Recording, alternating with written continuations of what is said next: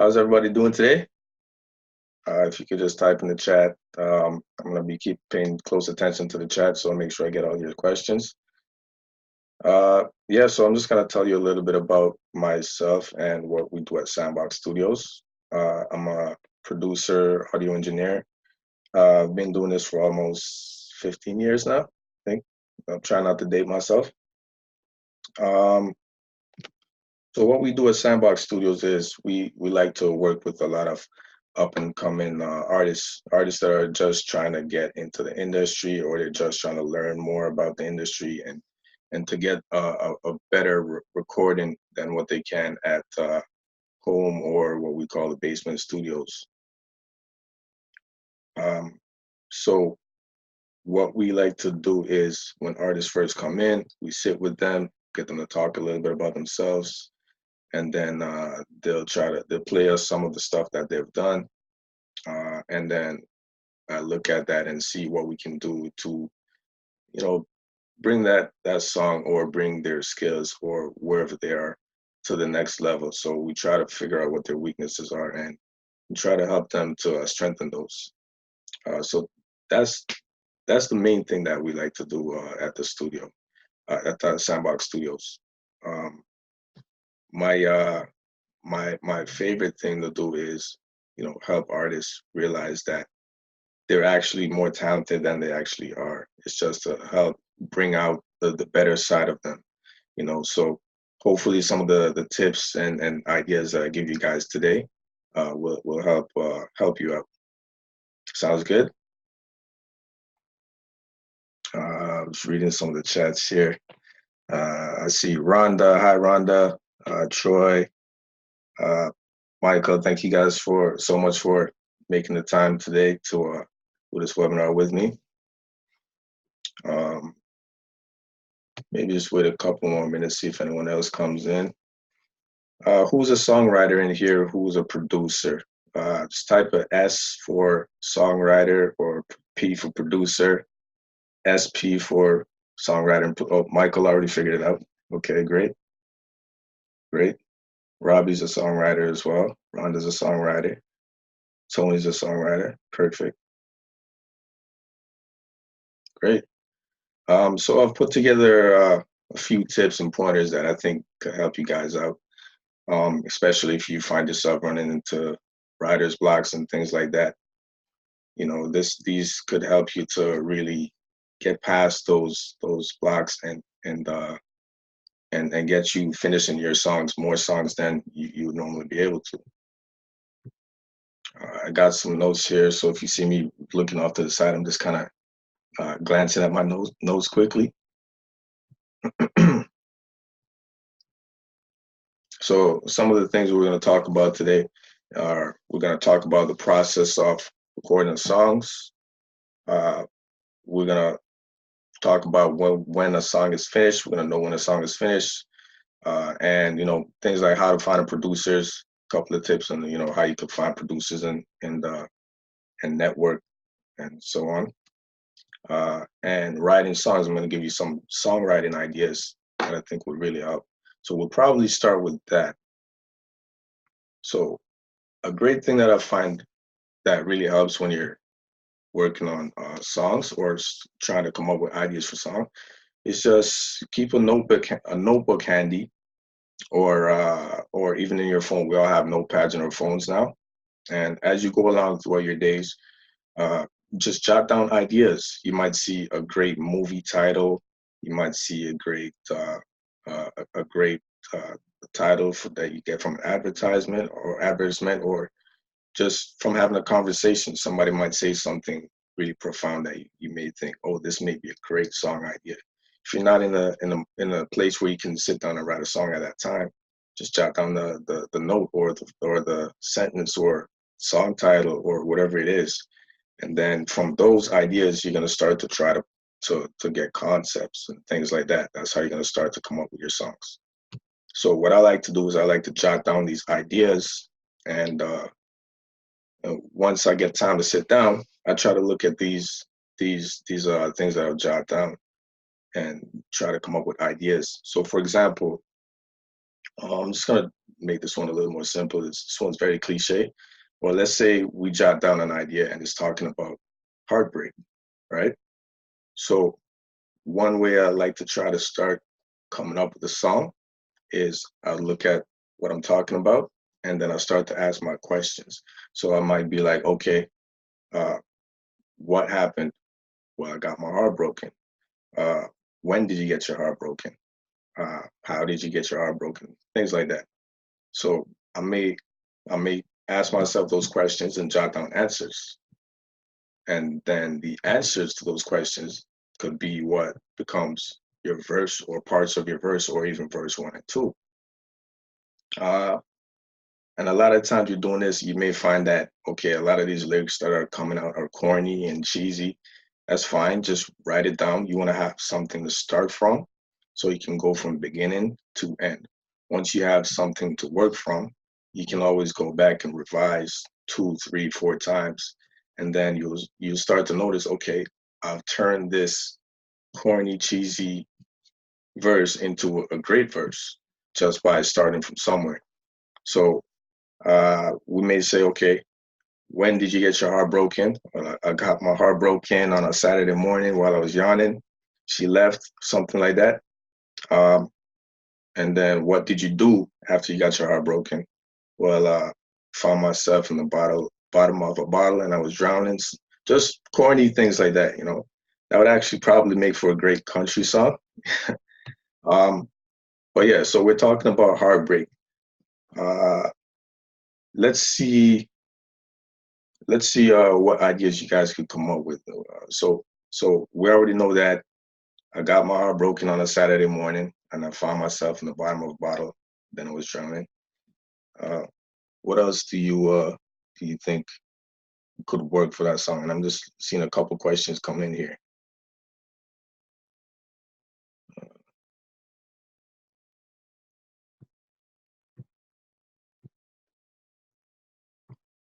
Okay, so I think this is from. Let me just open this up more so I can see. This is from Michael. Michael says conversations are great for finding lyrics. My friend once gave me advice that included that I'd been searching for gold in garbage bags. It's great. That's that sounds like a great topic for a song starter, and that's what I'm talking about, where you can just jot down ideas from conversations or just different things as you go through life. Sorry, I just gotta open this up more so I can see the chat a little better. Perfect.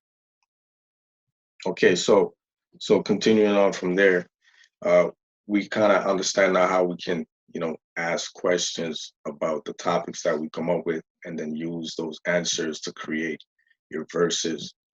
In some cases, you may even use the questions as your verse one, and then when you get to verse two, the answer to those questions becomes verse two. You know what I mean? And you can do this anyway. There's no rule about it. It's just as long as you get creative and you do what you gotta do to get to the end of that song. And as I said, you can always go back and revise and revisit those things. So that's one of my favorite tips that I like to use when it comes to songwriting. This helps a lot when I'm in a studio with uh, a client that comes in and they have some lyrics, but it's not really completed and they don't know really where to go with it, but they'll have the ideas there. And I'll be able to pull from the lyrics and I could tell where they're trying to go with it. And a lot of times when I'm able to write a song for them in that session, I'm literally just asking myself those same questions: the who's, the what's, the where's, the how's, the when's, and you'd be surprised what you could come up with when you start thinking that way. When you gotta look at these topics and come up with verses, come up with words for your verses. Um, yeah, how does that sound?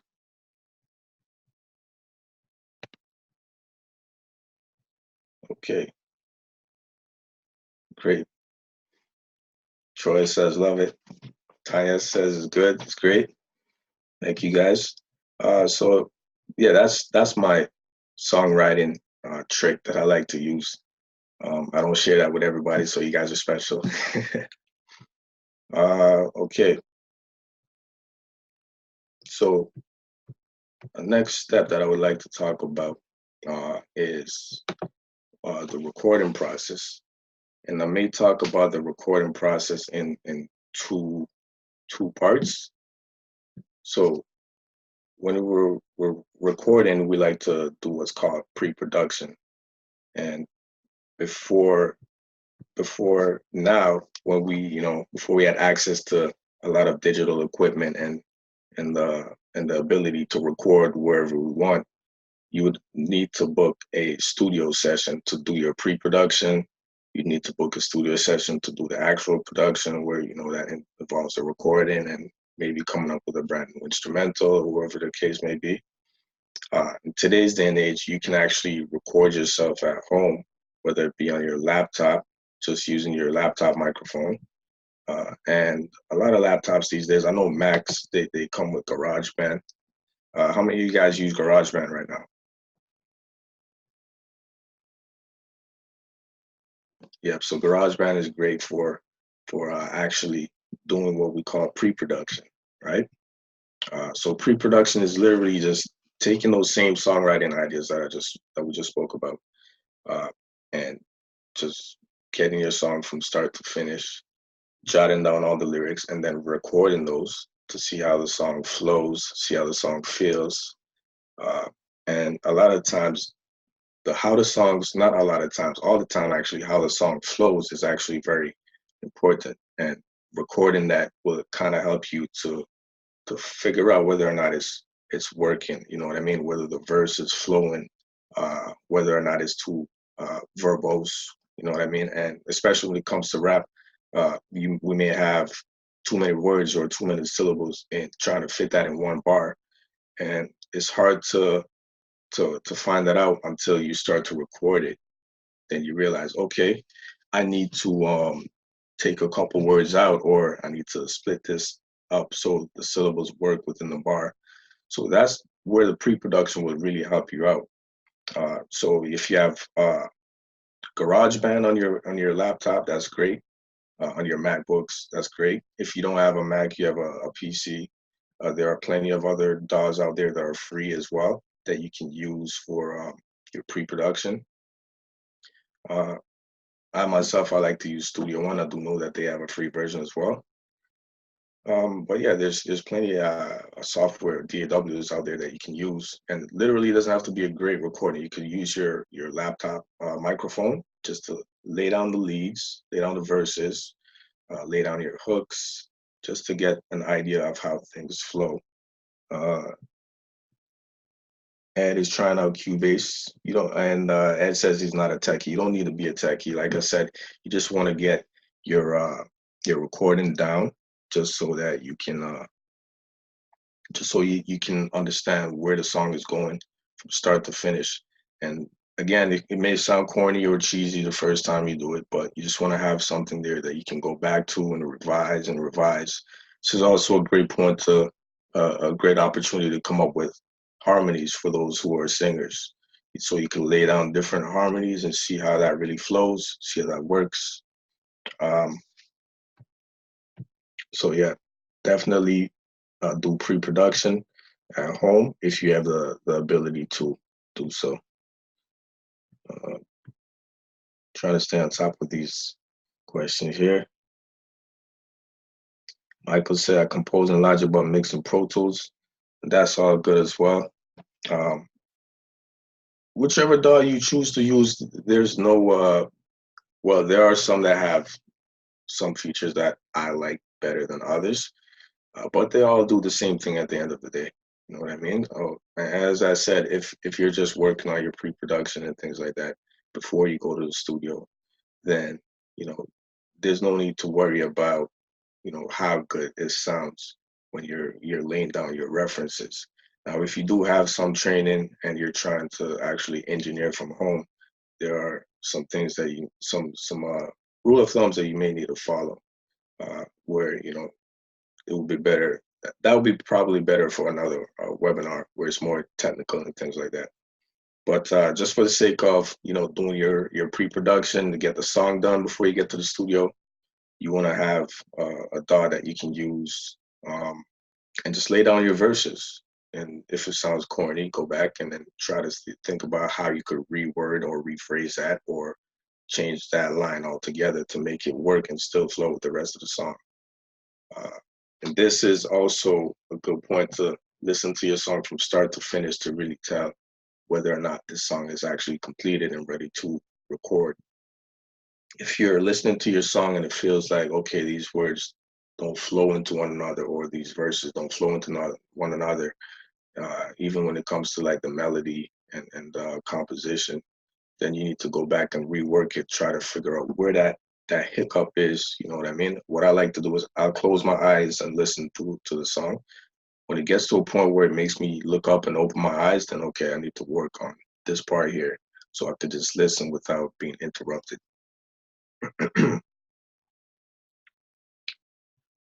Okay. So once we finish the song, and a lot of people may be asking as well, why go to a recording studio if you can already record yourself at home? Uh, and what I would say is there are a lot of techniques and skills that maybe or not maybe will be the differentiating factor uh, of what an amateur song or record would sound like compared to a industry record.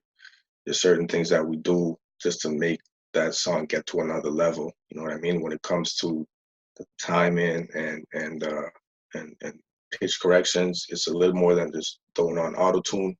Unless you're actually going for that heavy auto tune effect, you know, we want to use the tools that we're using and keeping everything as transparent as possible, sounding as natural as possible, unless we're doing something otherwise for creative purposes. Once you do finish your pre-production, I would say listen to that song for at least a week before you book a studio session. You want to listen and know this from front to back. So basically listen to it until you start to get tired of it. And then when you come to the studio, I'll make sure that you get excited about it again, or whoever the producer or engineer you're going to work with, you know, they'll be able to take that to the next level for you.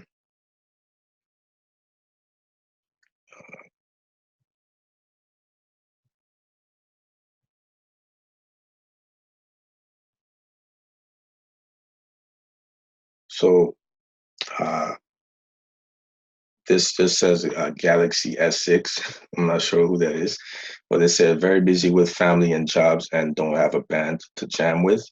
How do you propose to complete slash promote a song that you have written that is the only a guitar and vocals and may not encompass the entire idea for the whole song?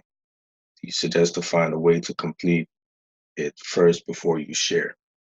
I definitely would find a way to complete the full song before sharing it. If you're just trying to be an artist that only works with acoustic instruments where it's just you and a guitar, you can do that as well. It is better to add a bit of variance when you're trying to get an audience interested in listening to your music. So I would definitely say go about trying to find a producer or someone that you can work with. I know you say you're very busy with family and work. If unfortunately, if this is something that you want to do, you have to make some sort of time, some kind of time. There's no way it's going to get done without actually making the time to do it. Networking is very important as well. If you're trying to find a producer, there's always networking events that's going on around in the city. Sandbox puts on a few of them ourselves. We had Polaris come to Sandbox before. We had a couple of radio hosts that came from Flow 93, Vibes 105. They came in and they did a panel over there as well. Um, we just had a couple events over at Manifesto um, with Rooks. That was a great opportunity for people to come out and network and meet. There were a lot of producers and artists there as well. Um, there's producer events that go on like Battle of the Beatmakers. That's a great place to go out and meet producers as well.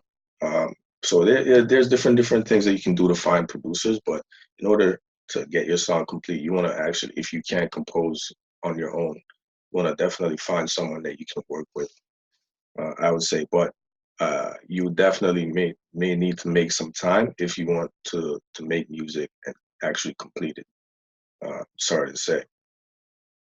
Um, uh, Trying to keep up with your questions here, guys.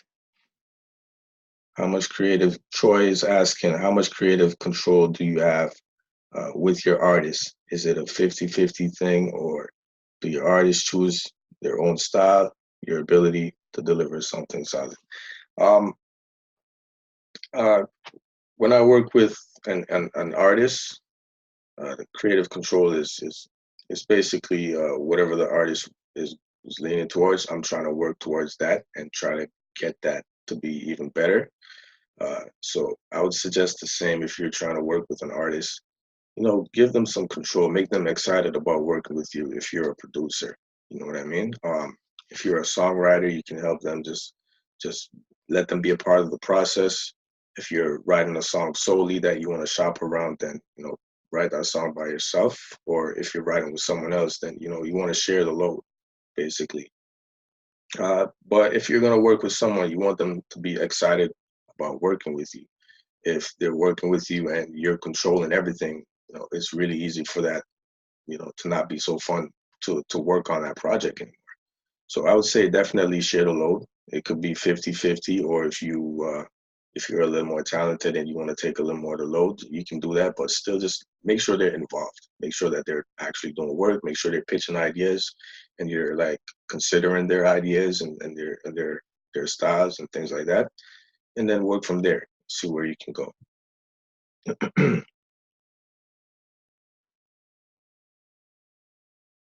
Okay, so let's see what this next question is. I think this is, sorry guys, some reason sometimes the chat is cutting the name off. I'm trying to make sure that I see the whole thing. Okay, I think this is it. There we go. Okay, so Tanya says, I did a recording for pre-production vocals, ideas for instrumental, etc. a long time ago. I have an idea that could make my song better, changing when to sing the bridge. Is it better to re-record everything, or can I just sit down with the producer or engineer and discuss those changes in the first studio session? Uh, you could sit down with a producer or engineer and discuss those changes if you'd like. However, I would recommend just re-recording a rough demo just for yourself, just to hear what it sounds like and listen to it, see how that flows, see how it makes you feel. And then when you do go into a session now, you'll have something to present the engineer or producer to work from. And then when they hear that, they can kind of work from your idea. If not, again, you can still go into the studio. It's just that you're going to be working now together to come up with that bridge, which is also not a bad thing. It's just better and takes less time to record your song if you already came with it fully prepared. So I'm not taking away or not to negate going to the studio and working on your songs there.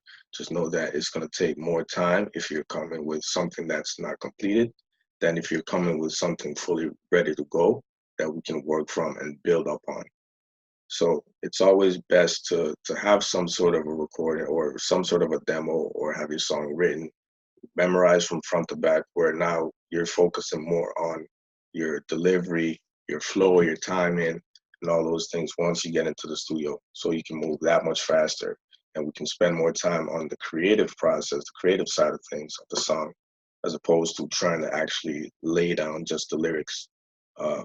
Just to get the basic foundation going, or what we call bed tracks. So yeah, I would say just re-record a rough demo, see what it feels like. Again, it doesn't have to be anything professional or you know what I mean, or nothing crazy. Just hop on GarageBand, pull up the instrumental, and yeah, just record from start to finish. If it was already a demo to begin with, or just a rough to begin with, then yeah, do it again. And when I say demo, I don't mean like demo where you got to go to a studio and cut a demo again. Just do a little pre-production work at home, set up in your room somewhere or in your basement somewhere where no one can bother you. just record your song from beginning to end and see what it sounds like once you play it back.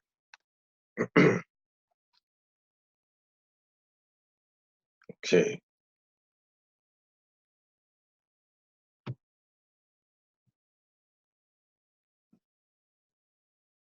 So Joe is asking, do you do off the floor recording?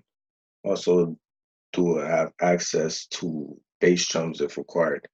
So at Sandbox Studios right now, a lot of the recording we do is uh, in the box. So we're not really a live studio. We don't really have a live floor that we do record off. But I have had clients that came uh, with drum tracks already recorded, ready to go. We're more of a smaller project studios when it comes to song recording. We work mainly with urban artists, and we work with a little bit of everybody, but our main focus is we work with R&B and more urban artists. So no, we don't do off the floor recordings. Right. So that was pretty much pre-production in a nutshell. So let's see where we are now. So yeah, once you got your pre-production done, the next step would be to uh, uh, book a studio session, right? So I'll tell you some of the things that you should bring to your studio session.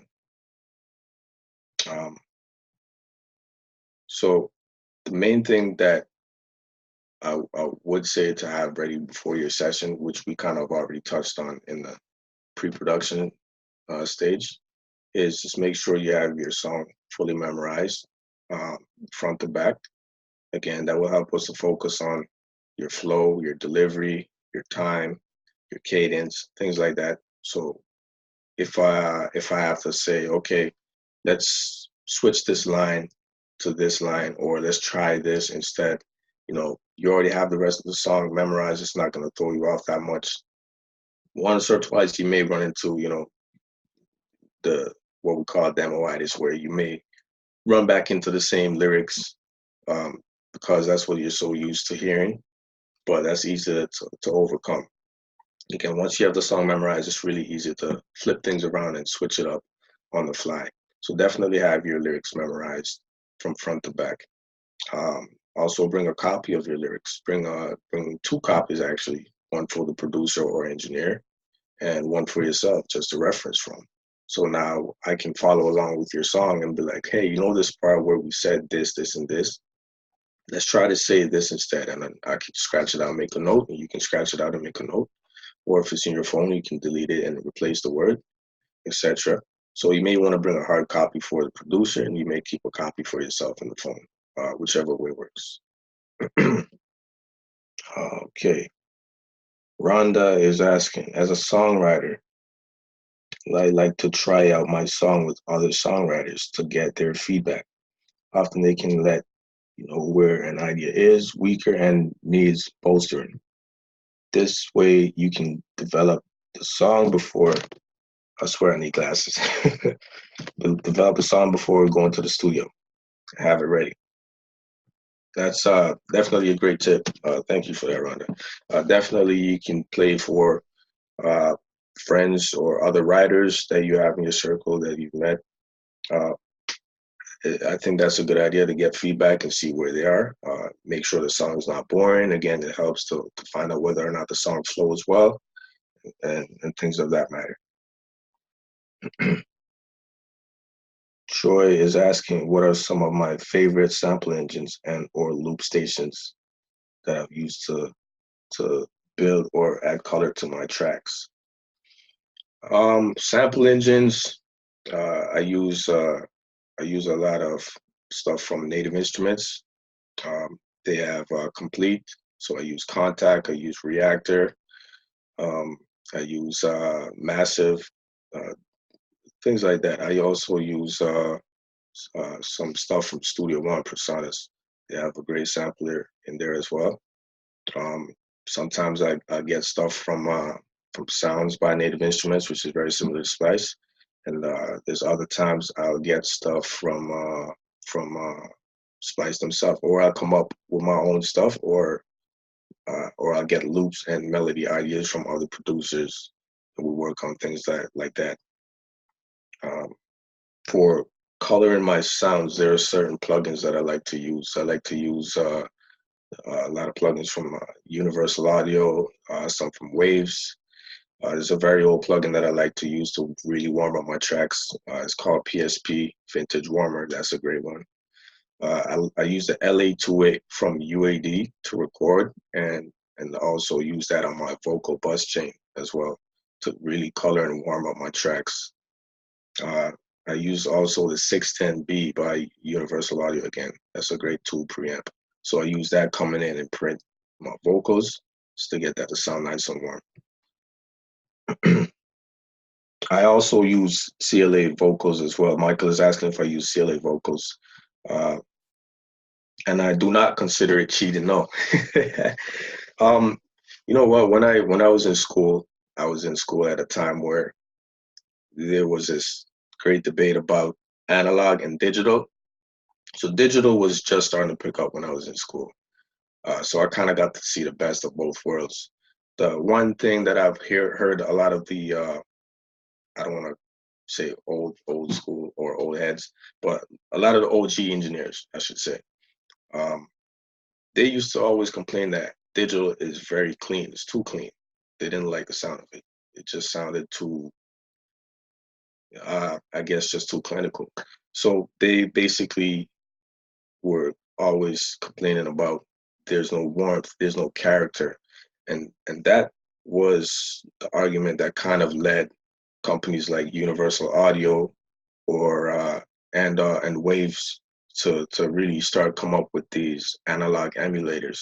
So like the CLA is a signature plugin from engineer Chris Lord Alge, which is literally the LA2A from Teletronics, which is a great compressor. It's an optical compressor, but it works wonders on vocals. So with all these emulators, these are just allowing you to take a digital signal that we record that's super clean and just add a little character to it, just to add a little color. You know what I mean? So yeah, no, I don't believe that's cheating at all. It's you're making art, whichever way you look at it. So I'd say go out and get your favorite plugins and see what works best for you, and get creative. These are all great questions, by the way, guys.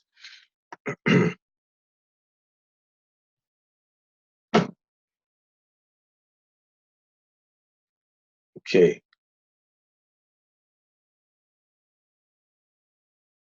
So Ed is saying, I guess this comment is more about the self-recording aspect.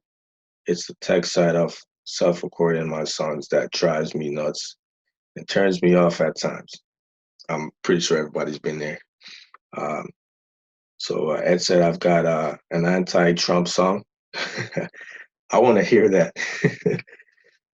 Make sure you send me that song. It's about his policy on immigration. It has lots of tracks with my own guitar, acoustic and electric, bass, and different vocals, to which I've added several drum loops and inserts from Cubase. Sounds okay in the computer, but when I mix down to WAV file or MP3 for a CD, it sounds not so good. Low volume and muffled in spots. I haven't approached studios, but thinking of it. Limited funds on my part. So, what kind of cost of a songwriter face for a 3-song demo? Okay, so well, we normally charge 50 an hour at Sandbox Studios. Uh, there's a welcome rate at 3 hours for $100. It's for you to get in and try the space and record your song and see what it sounds like. Um, However, if you're working on your mix down and it sounds great in Cubase, and then when you bounce it down, it sounds muddy. That's more of an, I'd say, mixing issue. So it sounds like you're recording. It sounds like your recording is okay. And this is me speaking off the top of the head. If you say it sounds good in Cubase right now, but when you bounce down, it sounds bad. That it sounds more like you need to work on your EQing and things like that. As I said, this will be more for like a more technical webinar, um, where you would where I could delve into the mixing process a little bit more, etc. Um, well, yeah, one quick tip what you could do is make sure before you bounce your mix down, before you put on any limiters, just make sure your masters are not clipping at all, and just make sure you're rolling off any instruments that's not a bass instruments or that doesn't need to have bass information. Just roll it off so that you're not creating any muddiness in your mix. So try those two tips. That alone should actually get your song sounding a lot better, even if it's just a rough demo for you to record and you want to clear that up a bit.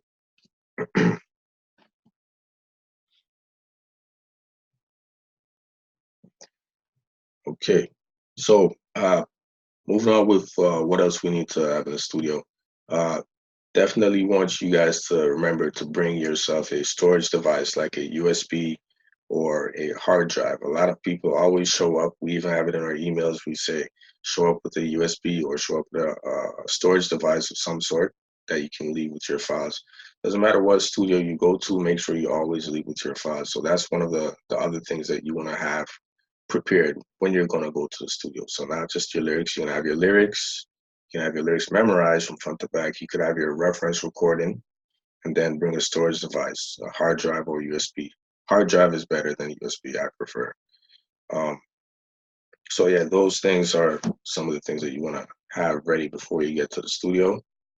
And if you're gonna book a session to record the next day, make sure the day before you get some rest. You're not screaming if you're the singer, if you're the artist.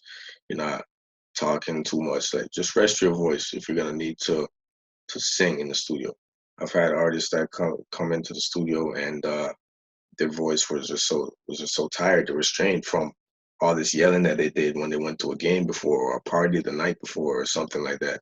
And then it was just a waste of time in the studio because they could barely hit a note or they could barely say anything once they get in there. Once they got in there, so rest is definitely just as important, if not the most important, out of all those things before you go to the studio.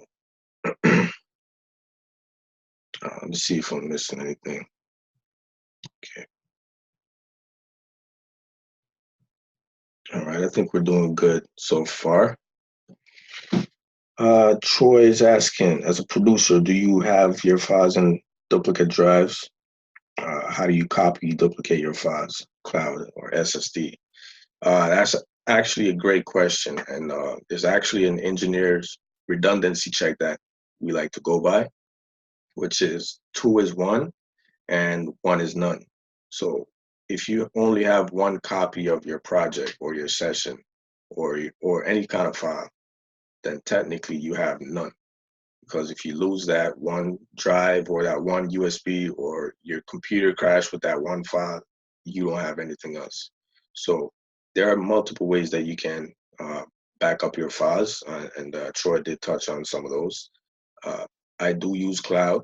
I probably have too many hard drives, but yeah, definitely cloud is an option. And have a hard drive, and if you're gonna get a hard drive and use only hard drives, then I say get two.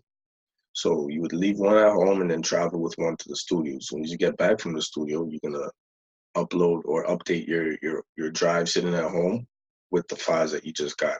That way you can always have two copies of your file in case something happens. Okay, Tanya is asking, you mentioned vocal rest. Does that mean that a singer should not record 2 days back to back? What's the maximum session length for a singer in one day be? Um, you can still do studios back to back. However, if you're recording from morning to like, I don't know, let's say you had a 6 hour session that day. When you come in the next day, you have to make sure that that night you were really well rested. You know what I mean? Once you left the studio, you're turning off. You're not talking as much. You're not yelling. You're not putting any kind of strenuous activities on your voice. Um, I'd say a good length for a singer. I'd say 6 hours is good. 6 hours good. You could even do 9 hours again, but it depends on what you're doing in the studio. So if the majority of those hours you spent with a producer working on an instrumental or you're writing, things like that. So you're not actually in the booth 6 hours straight singing. That's probably insane. You know what I mean? So yeah, definitely uh, 6 hours is a good session. You could get the lyrics laid down. You could take a break in between. You can pace yourself. So I definitely say work from 6 hour bookings. I have a lot of artists that do book at our studio in 6 hour blocks or even 9 hour blocks. But again, they pace themselves, and we have time to breathe in between in recordings, and you don't have to rush to get everything done in 1 hour or 2 or 3 hours. But yeah, rest is definitely important. But you can do back to back. Just make sure again you're pacing yourself and you're not overdoing it.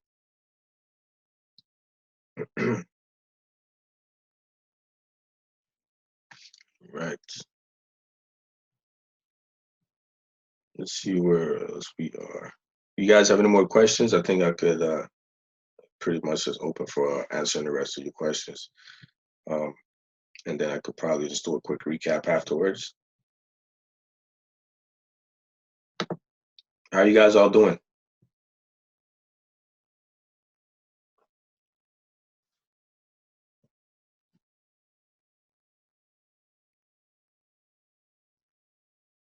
Good, good. Troy says good. That is great. Okay. So Robbie just says, I write alternative pop. How do I find producers who do that? Uh, Again, same thing. You want to go to some of these events and network. You could even look online for producers that make that makes that sort of music, and try to reach out to them. A great way is Instagram or Twitter. You could do your hashtag and search and see what location they are, or you could put in the location you are and see who comes up and just reach out to them and see what they're about, listen to some of their stuff, and then go from there. Really and truly, you just have to network. It's also a part of the industry. You gotta go out, you gotta meet people, you gotta talk to people, find out what they do, and find out what they are capable of. Because there are also a lot of producers that make trap music that can also make pop, but they just rather make what's popping right now. But I would definitely say, uh, yeah, go out and meet producers and see what they're about. Instagram is great for that. Again, hashtag search and type in whatever you're looking for, whoever the type of producer you're looking for, and you'll be surprised some of the results that come up there. And just reach out and ask them if they can send you some stuff to listen to and see if it's anything you can work with. Tony says, great webinar. Thank you, Tony. Bill, I figured out Galaxy S6 is Bill. So Bill says, great and appreciate your time. Appreciate your time, Bill. Thank you. Uh, Tanya is glad that she signed up. Thank you very much. Um, Robbie's asking, how do you know if they're any good? I think I kind of touched on that already. Basically, just get them to send you a pack. A lot of producers like to send out beat packs to potential new customers or writers or people that they can work with. So yeah, just definitely reach out to them and get them to send you some stuff, and then listen to it to see if it's anything that sounds like what's on the market that you can work with. And if not, then you just gotta keep it moving.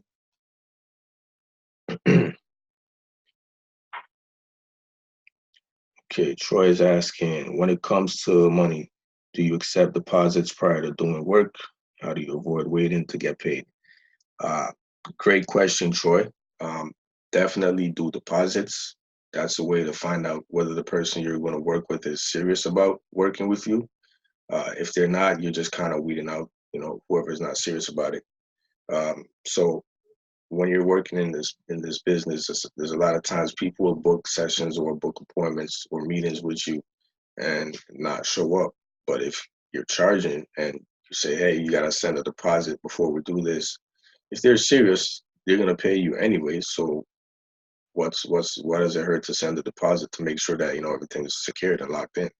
If they don't want to do that, then okay, they're not serious. So you really just have to just keep doing that and keep going through, and until you find a client, build a clientele that's serious about doing the work, that's serious about becoming an artist. For a lot of people, making music is just, or writing songs is just a hobby.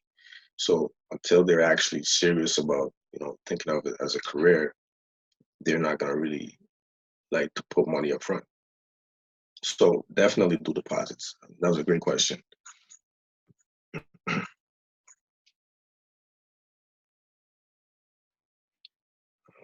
Okay, let's see what this question is. This is Joe. Joe says, "How do you relax in the studio, not to get so keyed up that you don't get your best work done?"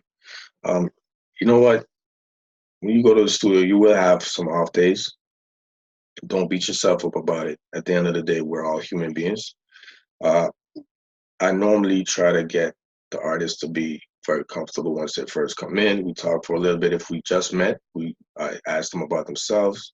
They tell me a little bit about themselves. I tell them about myself, what I do, and we just try to really, just get to know each other.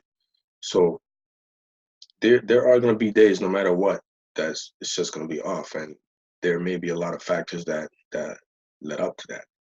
You can't beat yourself up. Just know that okay, there's another day, and you just keep it moving. Uh, yeah. Once you realize that okay, this is not the end all be all, that you can come back and you can do this again and work on it, then you just know that okay, this is another day in the studio. I'm gonna keep practicing. I couldn't hit that high note that I wanted. I'm gonna go home. I'm gonna try to do it on my working on my pre-production, trying to hit this note. Or if I can't hit that note that way, that's when I go home, try to pitch things down and try a different key or something and see what works. And those are also things that I may try with you in the studio as well. If I realize, okay, this may be a little out of your range and you're uncomfortable singing at that note because it's straining your vocals a little bit, then I may suggest, hey, let's try pitching this down. You know what I mean? And it's not to make you feel like you're not capable. It's just we also need to know what our range is and try to stay within that. You want to basically be able to show off your vocals to the best of your abilities. And if you're singing out of your range, that's going to be very hard to do.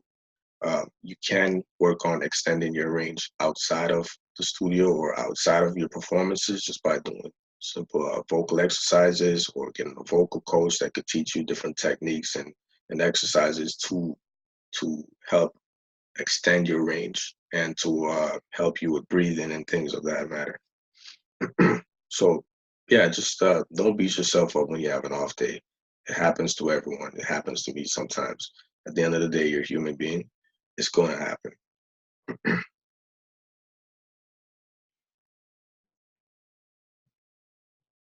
Okay.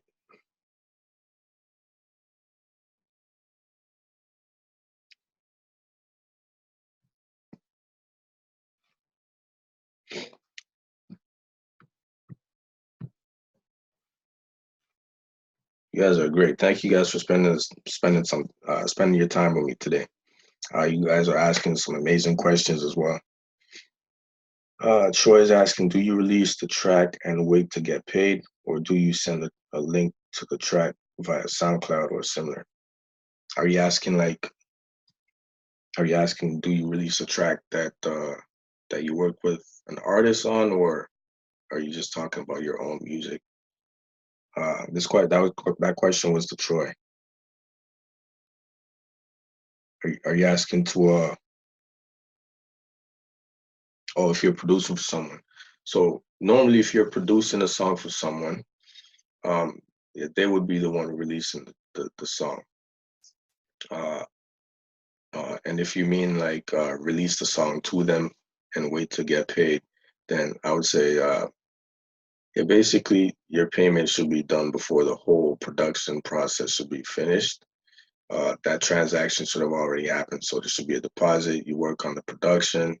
At the end of the production, they make that final payment, and then you release the files to them. If that's what you meant, I thought you meant like release, as in releasing your own music. But yeah, if you're talking about releasing the files, there's a couple of ways that you could do that. You could send them a link with a password on it, and then wait for payment, so that they know that the files are there, and that the only thing that you're waiting for is your payment to release that password, etc. Um, yeah, there's a lot of different ways that you can do that. You could even set up a zip file with a password, and then once you receive payment, you can send an email with that. Uh, but yeah, I'll definitely say that transaction should already be completed if they already have the files. If you, a lot of times when people, again, are not so serious about it, you give them the files, they tend to just disappear, or they use your stuff without finishing payment, and so forth. Um, and a lot of times you can follow up and try to pursue litigation, but a lot of the times it may not even be worth it. So you want to make sure that transaction goes through properly in the beginning.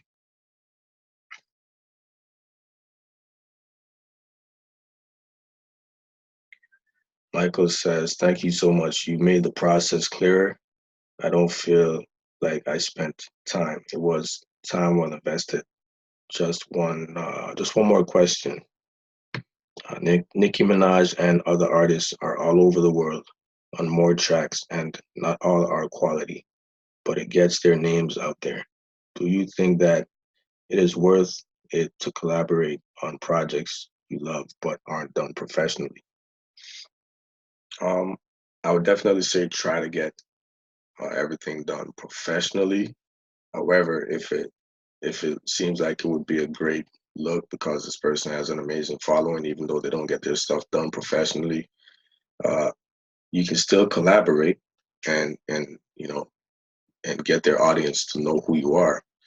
A lot of the times, you can also do your part of the recording professionally, and when they release the song, you sound a lot better than they do. You know what I mean? Not to set anyone up to try to take over anybody's song or anything like that, but you want to always try to make sure that your stuff is as professional as possible. So if someone is doing something and they're not doing it professionally, you can yeah, let them know that, hey, you know what, I would like to do this with you, but I want to do it professionally. You know what I mean? So, but yeah, collaboration is definitely a good thing. I would encourage it. It helps you to cross over on different platforms and reach broader audiences.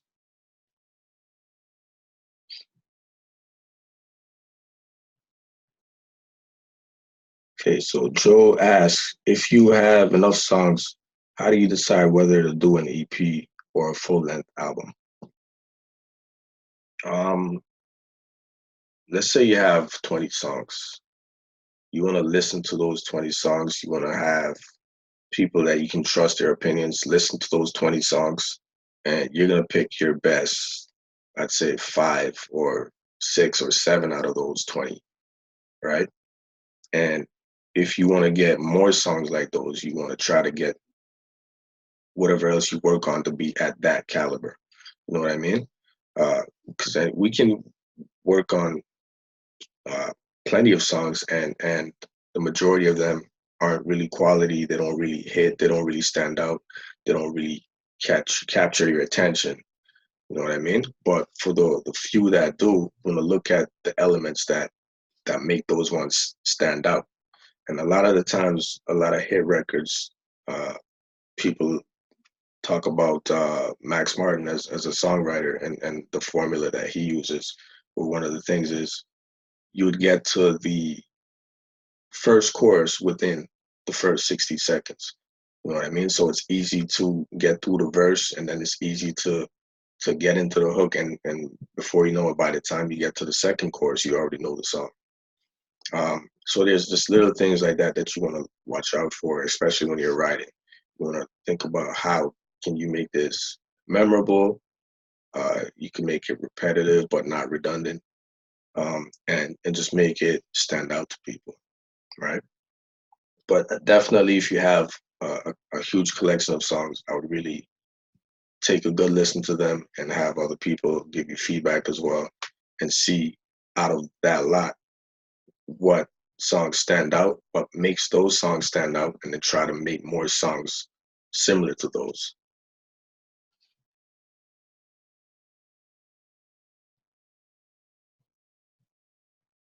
I think we're doing pretty good. We have any more questions? I'm just going to jump in here. I think you missed a couple of questions up here, so I'm just going to read them out. Maybe it's hard to see there. So Tony asks, what's the best approach to getting others to sing your material? I write a lot of songs, but I don't have a great voice. The best approach, and that's a great question as well, Tony. I'd say the best approach to get others to sing your material. Um, Again, you want to start going to events where you can network with other singers. Um, Open mics are a great place, or go to events where you see singers performing, and then try to reach out to them and let them know that, hey, I'm a songwriter. I have a couple of songs that I would like to pitch you to see if you're interested in singing them. A lot of the times, people are surprisingly open to hear what you're saying. And if they're not, again, you just keep it moving. It's a part of the game. You just got to network. You find people that you think want to work with you. And if you think your songs are good enough that it will capture somebody's attention, that they will want to sing it, then yeah, I'd say pitch it to them. But you definitely have to go out there. Again, you can also use Instagram, or Twitter. Those are great platforms. Again, hashtag search whoever's in your area. You can reach out with them. Maybe you could do a trial session with them, see how it goes, and pitch them your songs and see if they're down to sing it. All right. And actually, I think that's a great topic to segue into. Just really briefly, splits. When it comes to splits, so a lot of times, if you're the songwriter, you would get the split as a songwriter. And someone had given me a great example. Normally, we would do splits where it's 50% for the author or the writer, and then 50% as the composer. And another way that we've been seeing splits happen is in four ways now, where you have producer who doesn't necessarily have to be the composer, and then you have the composer, which would be the person that actually made the beat. Then you'd have the author, which is the songwriter, and then you'll have the performer. So it could be split in four ways that way as well. uh,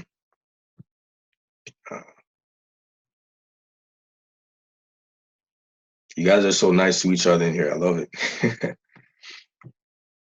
Do you follow the top 40 and try to aim for something that's close? Do I follow the top 40? You can follow, and that's actually a great way. You can follow the top 40. You can even follow, uh, songs that are top in the Billboard 100, and see where they are, and try to come up with songs that are similar. Again, you don't want to duplicate anybody's songs, obviously, but you can listen to their ideas, listen to the song structure, the arrangement, and then see what they did, and then try to come up with things that you can do to to make your song similar in ways of arrangements and structure.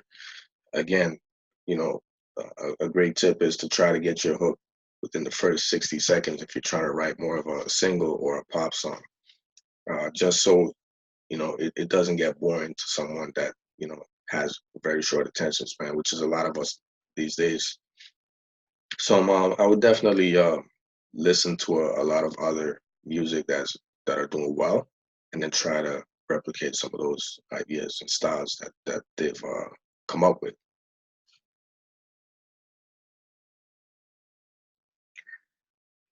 Bill is asking, just to remind you, Bill is Galaxy X S6. Bill is asking, do you ever listen to performers or songs to see if there is anything you would like to work on? Um, I do sometimes listen to other performers and their songs to see if there's things out there that I would like to work on, or excuse me, or if there's anyone that I would like to work with, then I'll try to reach out. But yeah, I listen to a lot of music, pretty much every day, just to see what's out there, what's new, what's trending. You know what I mean? What I can use in my next session to bring that next artist to the level of that artist. Things like that. So yeah, I'm always listening and researching is a better word. I'm always researching different genres and different styles of music to see what's out there.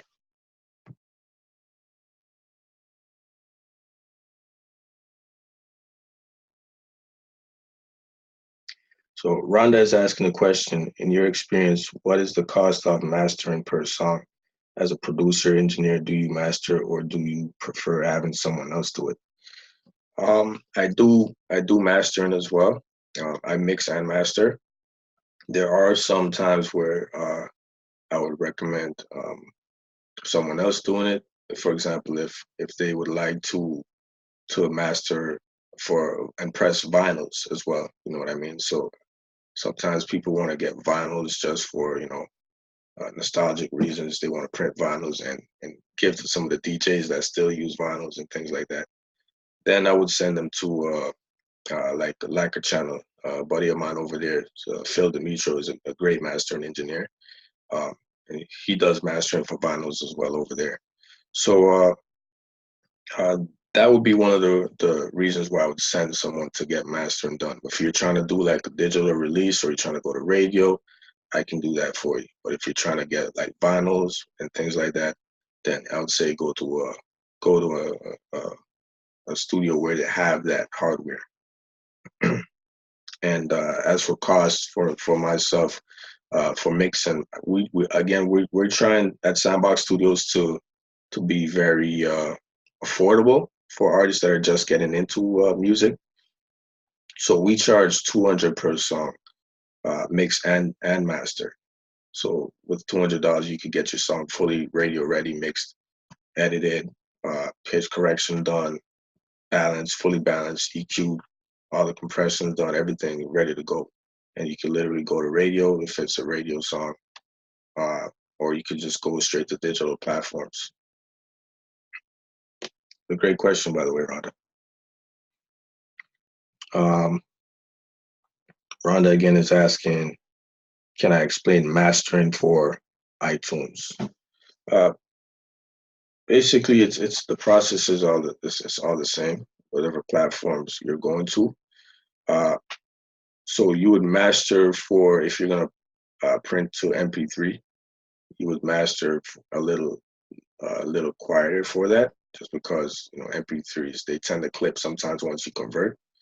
A lot of times I'm mastering for WAV files to go to digital platforms because then they kind of do their own compressions and things of that matter. I don't know if anyone here uses I use Spotify, so you can actually change the quality on Spotify.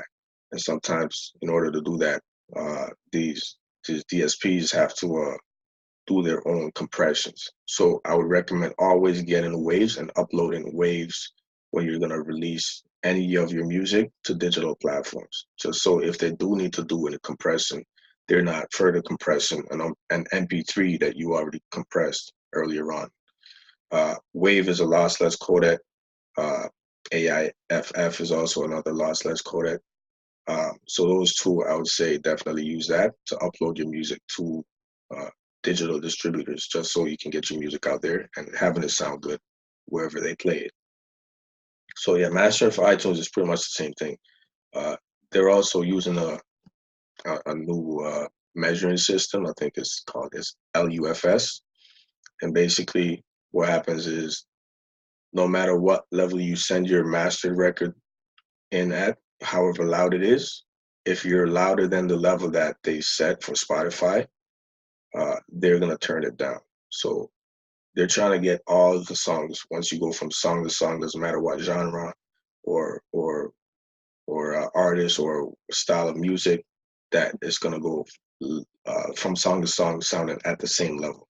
So that's one of the things that they're doing. So Right now, it doesn't matter how you master your song from uh, one digital streaming service to the other, because they're all going to turn it down to their same level. If it's too quiet, they may also turn it up to reach the minimum requirements. Another great question, Rhonda.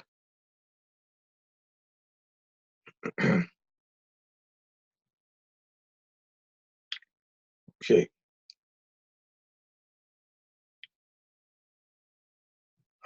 Bill is asking, do you think it's a mistake to post recordings on social media like YouTube if songs aren't complete and perfect, or is any exposure worth the while? Uh, I would say I wouldn't say it's a mistake. Depends on how you're posting it. For example, if you're posting uh, some behind the scenes work where you're working on a song and you're like, hey, I'm working on this new song. Here's a snippet of it. Then I would say, yeah, by all means, you can post it on your Instagram story, and you can post it on your YouTube page. If you have a video of you working in the studio, you can play a snippet of the song. Posting the full song when it's not completed, uh, I wouldn't say that's a good idea. Uh, have the song fully ready to go before you release it. You want to have some sort of a rollout plan. You know what I mean? If you don't already have a rollout plan ready, then you probably aren't really ready to release that song. Definitely need a rollout plan, which means you know where you're gonna release your song. You're getting to blogs, you're getting to playlists. I know people say blogs are starting to die out right now.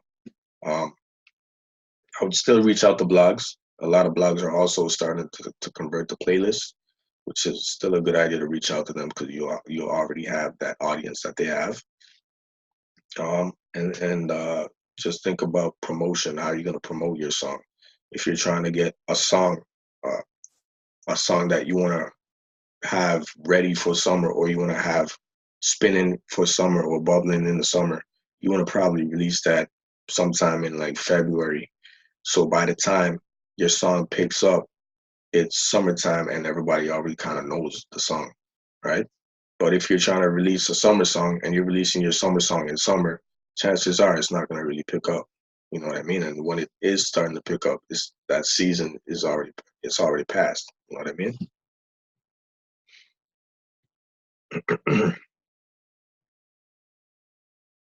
All right. How are So we on time? I think is that yeah, it?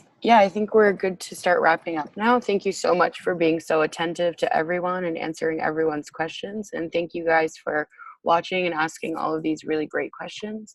Can you let them know how they can reach out to you in Sandbox Studios if they're interested in working with you? Most definitely. For myself, I'm on social media at SirKR You can also follow at Sandbox Studios. You can reach us. Our email is info@sandboxstudios.ca. So you can always shoot us an email there. And yeah, we're always quick to respond to any of the emails that we get. Uh, if any of you guys haven't been to Sandbox Studios as yet, on every Sunday we give away 1 free hour to new artists to Sandbox, so you can try out the space and see if it's somewhere that you like and that you'd like to work. So all you have to do is again just send us an email to info@sandboxstudios.ca. Someone will set you up and book you in for your free session. So you get a free 1 hour every Sunday. Just give us a shout, and we'll set you up. And thank you guys again for your time. Amazing. Thanks so much. And this You know, webinar was recorded, so it's going to be in the members only section of our website if any of you want to revisit it. And thank you again so much. thank you guys. Okay, bye everyone. All the thanks are just coming in now. I'm just going to let them keep going. Okay, bye Bye guys. everyone.